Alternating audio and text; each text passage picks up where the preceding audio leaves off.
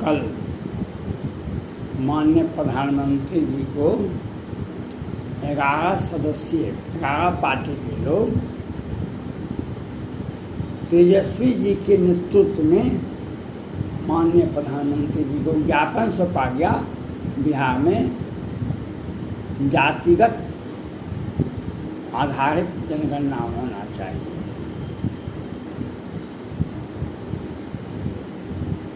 इसमें सभी लोग, बहुत सारे लोग बहुत खुश हैं, होना भी चाहिए। लेकिन हम राजनीति शास्त्र के छात्र रहे हैं। राजनीति कैसे कैसे होता है, कैसे करवट लेती है, कैसे बिहार में ही जदयू के बड़े विधायक हैं गोपाल मंडल जी भाजपा के विधायक दल के नेता और बिहार सरकार में उप मुख्यमंत्री तारकिशोर प्रसाद के बारे में टिप्पणी किए।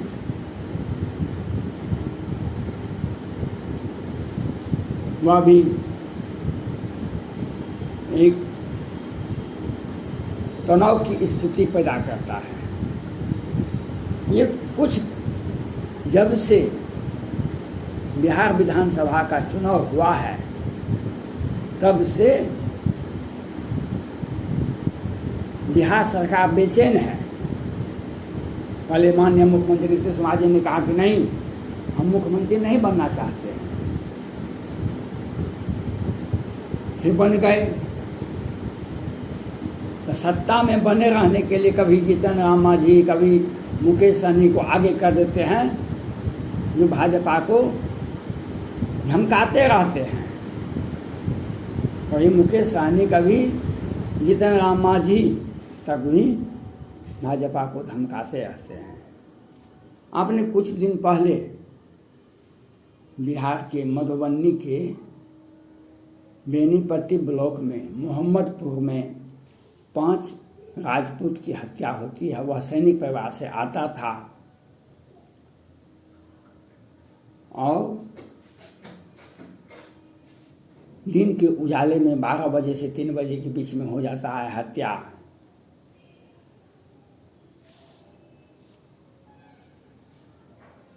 उसमें बिहार की मीडिया में कहीं भी नहीं छपा। 1 सप्ताह तक बिहार की मीडिया में कहीं भी नहीं छपा। तेजस्वी प्रसाद यादव जी, लवली आनंद जी गई वहाँ पर, तभी बिहार सरकार के माननीय मुख्यमंत्री ने कहा ये जातीय विद्वेष फैलाने के लिए गए हैं। तो करणी सेन आया वहाँ पर, वो बहुत बात हुआ। तब आपने देखा होगा बिहार में दरभंगा से लेकर के गया, सिवान, छपरा, मैंने पूरे बिहार में एक जातीय उन्माद फैलाया गया। आशुतोष झा हैं ब्राह्मण सेना और भूमिहार सेना संगठन के अध्यक्ष, उन्होंने दिखाया कि हम अब पूरे बिहार में एक जाति विशेष के लोगों ने हथियार का प्रदर्शन किया और अनेक संगठन बनवाए। रामजीतन सिन्हा जी भी उसमें आए। फिर ये हुआ,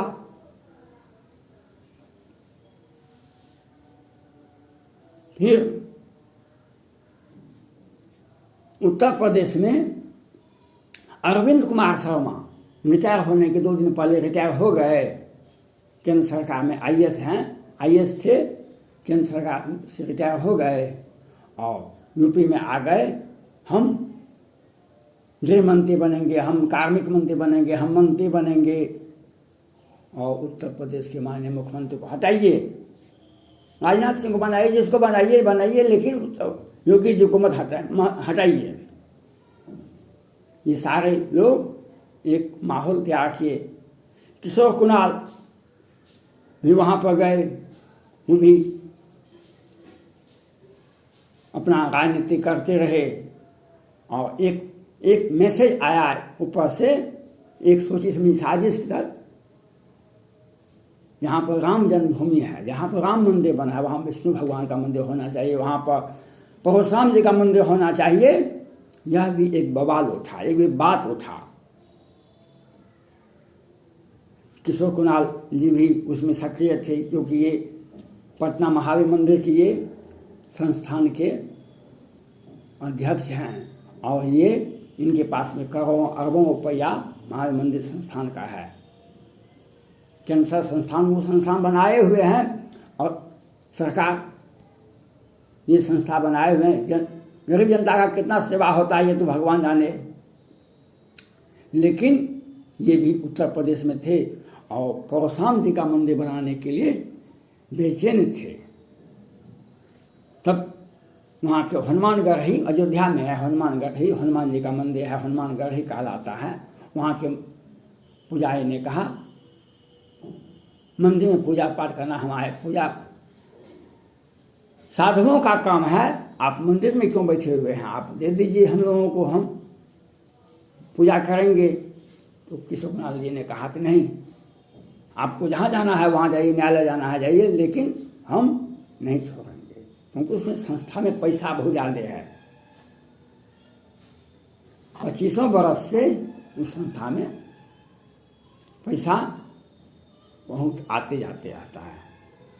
खर्चा तो दिखावटी के लिए कोरोना महामारी हुआ, कितने कागज में तो बहुत कुछ दिखा सकते हैं, अयोध्या में जाकर के भोज कर सकते हैं, लेकिन कोरोना महामारी में कितना मदद किए बिहार में, पटना में, तो आप जानते होइएगा।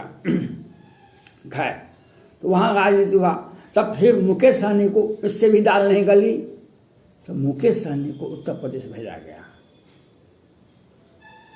ये मुख्यमंत्री नीतीश कुमार जी का एक राजनीतिक, हाँ, मुकेश सहनी जी चले गए और वहाँ पर उनका सम्मान नहीं हुआ। तब एक फिर जातीय विद्वेष बिहार में फैलाया गया। ये फूलन देवी का मूर्ति लगाने के लिए चाहते थे और फिर जीतन राम मांझी जी भाजपा को धमकाते हैं और खुद मुख्यमंत्री का भी दावेदारी करते हैं और उसमें भी राजनीतिक नहीं हुआ। ईडी वाले सृजन घोटाला का जांच कर रहे हैं बिहार में, इससे भी मुख्यमंत्री नीतीश कुमार जी बेचैन हैं। तब एक फंडामेंटल बात उठाया गया, मुकेश सहनी जी फेल हो गए, वो फेल हो गए, तो अब जातीय जनगणना आधारित होना चाहिए, जातीय जनगणना होना चाहिए बिहार में। इसके लिए कल मांग पत्र माननीय प्रधानमंत्री नरेंद्र मोदी जी को सौंपा गया, जातीय जनगणना। लेकिन इन्होंने किसी भी नहीं, सभी आदमी राष्ट्रीय राजनीति में जाना चाहते हैं, सभी आदमी राष्ट्रीय राजनीति में जाना चाहते हैं, सभी आदमी का सोच जो है जनता का सेवा है। लेकिन राष्ट्रीय जनगणना जो 10 वर्ष में होता है वह, उसके बारे में कोई चर्चा नहीं। लेकिन जातीयगत जनगणना के लिए ये लोग मांग पत्र दे दिए। माननीय प्रधानमंत्री नरेंद्र मोदी जी भी तेजस्वी जी को मांग पत्र स्वीकार कर लिए और पूछे लालू जी का तबीयत कैसा है। राजनीति तो बन गई बात। अब माननीय प्रधानमंत्री जी के ऊपर है कि वह क्या करते हैं, लेकिन एक जब तक यूपी का चुनाव नहीं होता है बिहार सरकार बेचैन है।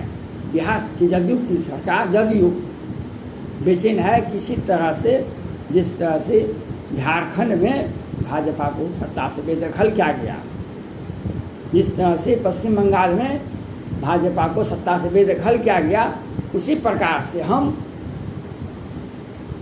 उत्तर प्रदेश में आदित्यनाथ योगी जी को सत्ता से हटावे, इसके लिए ये बेचारे प्रयासरत हैं। इसके लिए चाहे जो भी करना हो, तेजस्वी जी के साथ चले जाएं। आपने देखा लालू प्रसाद यादव जी की पार्टी में, राजद में पहले रघुवंश साहब होते बीमार हो गए, चले गए, अंतिम में वे राजद को छोड़ दिए। हिराजत ने जगदानंद सिंह, एक सुलझे हुए व्यक्ति को, बड़े कद्दावर नेता को ये पार्टी का नेतृत्व देते हैं, जगदानंद सिंह को, राजद वाले। उसके बराबरी में ये ललन सिंह को जदयू का राष्ट्रीय अध्यक्ष बना देते हैं, राष्ट्रीय अध्यक्ष बना देते हैं। और हम प्रधानमंत्री मटेरियल भी बन जाते हैं, प्रधानमंत्री राष्ट्रीय राजनीति में जाना चाहते हैं। बिहार में 240 विधानसभा में इनको 41 सीटें हैं अभी, और भारत की राजनीति में झारखंड में भी गए तो क्या वो विधायक जीता है इनका। पश्चिम बंगाल में गए, कितना जीता। लेकिन ये सब होता क्यों है? एक राजनीति तो हर व्यक्ति को करने का अधिकार है, हर व्यक्ति को, हर पार्टी को राजनीति करने का। लेकिन कल माननीय प्रधानमंत्री नरेंद्र मोदी जी वो ज्ञापन सौंपा गया, इसमें नीतीश कुमार जी ही अगुवाई करते थे, 2 बार विधानसभा से पास करवाए, जो क्या क्या हुआ। ये ऐसा इसलिए हुआ, पटना हाई कोर्ट में 30 याचिकाएं, चुनाव में जो मतगणना में हेराफेरी हुआ, इसके पूर्व में पटना हाई कोर्ट में याचिकाएं दायर है। पटना हाई कोरोना से मरने वालों की संख्या पूरे भारत में मरा, कोरोना से पूरे विश्व में मरा, लेकिन बिहार में पटना हाई कोर्ट में चक्रधारी शरण सिंह की खंडपीठ ने सख्त एक्शन लेते हुए उनसे सारा बात, इन पर कार्रवाई करने के लिए तैयार हो गए थे। उसके बाद पटना हाईकोर्ट के मुख्य न्यायाधीश की अध्यक्षता में 2 सदस्यीय खंडपीठ जांच कर रहे हैं कोरोना से। या बिहार सरकार ये बता रही है कि कितने लोग मरे, एक बार कहते हैं 6, एक बार कहते हैं 700, एक बार कहते हैं कुछ, एक बार कहते हैं, अब कहते हैं कि लगभग 10,000 लोग मरा। 10,000 लोग कौन मरा? हॉस्पिटल वाले मरने वाले हैं। लेकिन एक जिला में 2, 4, 5 हॉस्पिटल हो सकता है, एक जिला में छोटी बड़े 2, 4, 5 हॉस्पिटल हो सकता है, लेकिन एक जिला का आबादी 2 लाख, 3 लाख, उससे ज़्यादा 5 लाख होगा। तो 5 लाख सभी आदमी हॉस्पिटल नहीं आते हैं, सभी जगह कोरोना का इलाज नहीं होता था। लेकिन एक जिला में 5 लाख आबादी है, तो 5 लाख में कितना लोग मरे? उसमें 25 पंचायत होगा, 25 पंचायत, एक पंचायत में 10 गांव होता है, 10 गांव में 50 टोला होता है, टोला में कितने लोग मरे? ये संख्या नहीं बताते हैं। वह 10,000 की संख्या जो बता रहे हैं वह अभी नगण्य है। लाखों आदमी बिहार में मरे हैं। क्यों मरे हैं? ये कोरोना में इतने लोग क्यों मरे? कोरोना तो चीन का वायरस था, क्यों मरे? झारखंड में क्यों नहीं मरा इतना लोग? उत्तर प्रदेश में क्यों नहीं मरा? पश्चिम बंगाल में क्यों नहीं मरा? अराजकता है यहाँ पर। यहाँ पर स्वास्थ्य मंत्री मंगल पांडे जी हैं और मुख्यमंत्री नीतीश कुमार जी हैं। 2019 में एक बीमारी आया था मुजफ्फरपुर में, सैकड़ों 200-400 बच्चे मर गए थे। बिहार सरकार ने शोध करके बताया टिकुला खाने और लीची खाने से बच्चे बीमार पड़े, उनका इलाज नहीं हुआ था। आज कोरोना में क्योंकि यहाँ पर घोटाला जो है, बिहार में घोटाला जो है, बिहार का एक इतिहास है घोटाला का। कभी डॉक्टर जगन्नाथ मिश्रा जी भी बिहार के 2-3 बार मुख्यमंत्री बने थे, उनके समय में घोटाला हुआ था। लालू प्रसाद यादव जी भी 90 से 5 तक रहे, उनके समय में घोटाला हुआ था। नीतीश कुमार जी भी 5 से लगातार सत्ता में बने हुए हैं। आज तक घोटाला जो है रंग बिरंगा घोटाला आज तक आपने नहीं सुना होगा जिंदगी में। जो वेंटिलेटर घोटाला हो सकता है, वेंटिलेटर घोटाला आज तक नहीं सुना होगा कहीं भी, किसी भी राज्य में सुनिए नहीं सुनिएगा, लेकिन बिहार में वेंटिलेटर घोटाला होता है। धन्यवाद।